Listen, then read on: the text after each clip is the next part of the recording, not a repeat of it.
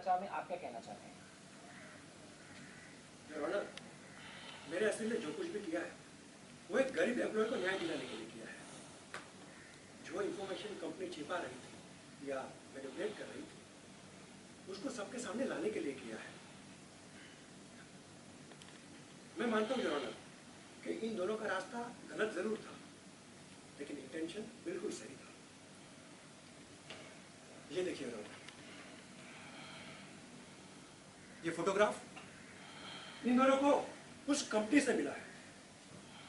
उस पर डेट लिखी है 26 जनवरी 2014।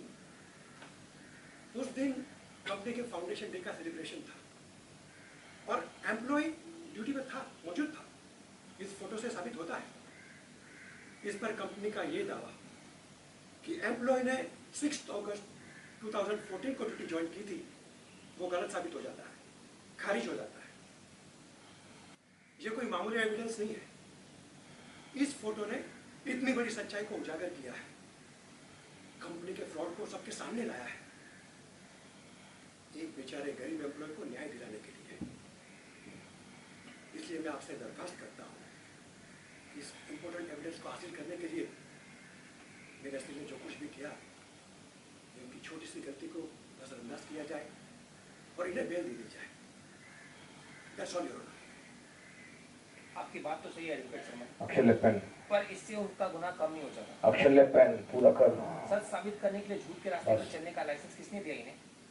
इतनी बड़ी कंपनी में ऐसे ही घुसेंगे, वो भी सरकारी ऑफिसर बनकर। इतनी जरूरत थी? घनश्याम जी की भलाई के बहाने कॉन्फिडेंशियल रिकॉर्ड देखना कैसे सही हो सकता है? एग्जैक्टली योर ऑनर, इन दोनों ने कंपनी के रिकॉर्ड रूम में घुसकर छानबीन की और ये फोटो चुराई। अब इस फोटो पर डेट अपने हिसाब से डालकर मैनिपुलेशन नहीं किया है वो कौन बता सकता है?